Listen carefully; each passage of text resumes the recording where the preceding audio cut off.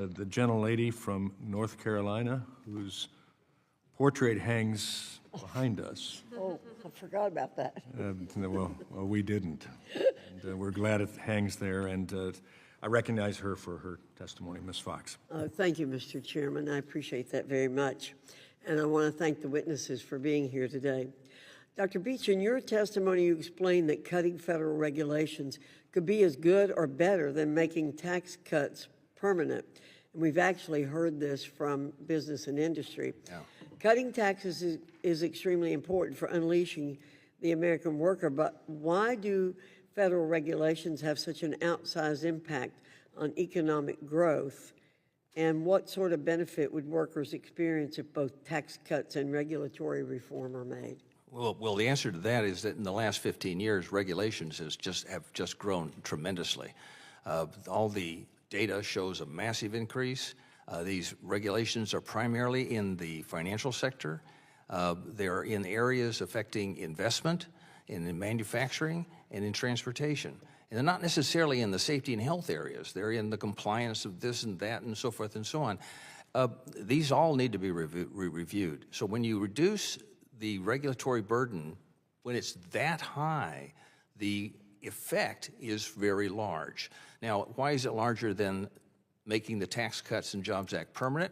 Well, you're just avoiding a tax increase here. So you're telling businesses, well, your taxes are not going to go up. Individuals, your taxes are not going to go up.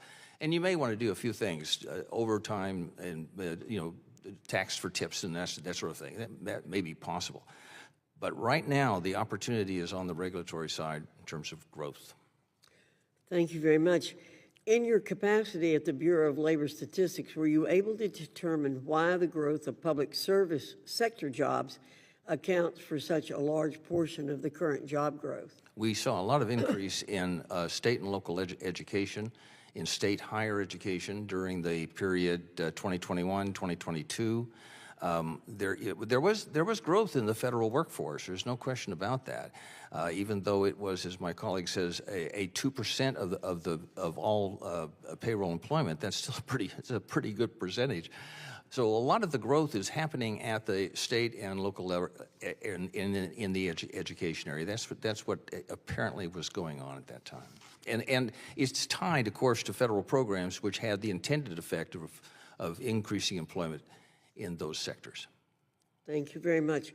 Ms. Melito, what workforce issues did small businesses face during the previous administration that Congress has not addressed but should?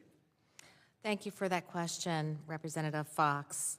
So we are very hopeful that Congress will take action on something with the heat standard, and this was discussed earlier, legislation that would prohibit OSHA from ever touching a heat standard again. Again, that I want to correct something. I did not say that it was not a heat hazard is a health hazard, but it's not an occupational hazard. It's not an issue for OSHA to address there. So legislation that would prevent OSHA from passing a standard on that would be very important.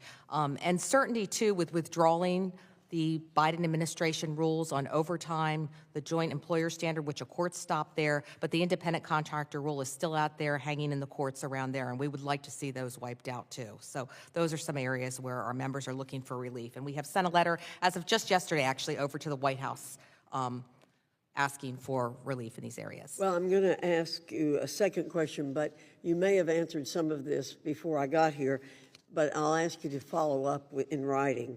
As the Trump administration takes aim at federal regulations, what concrete steps can Congress take to join with the administration and help ensure small businesses succeed?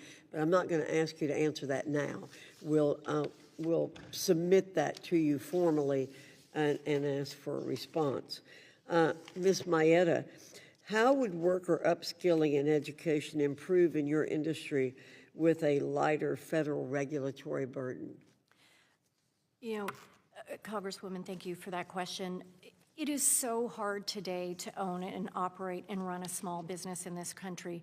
We, in the hotel industry, are regulated at the local, state, and federal level. Increased regulatory burdens just add to increasing costs and implementation, new processes or systems that can then limit the ability to hire quickly or staff up or train and help your employees get ahead in the industry. So measures like the NLRB joint employer rule or overtime rule would have severely impacted the industry and made it even harder to continue to operate in today's environment.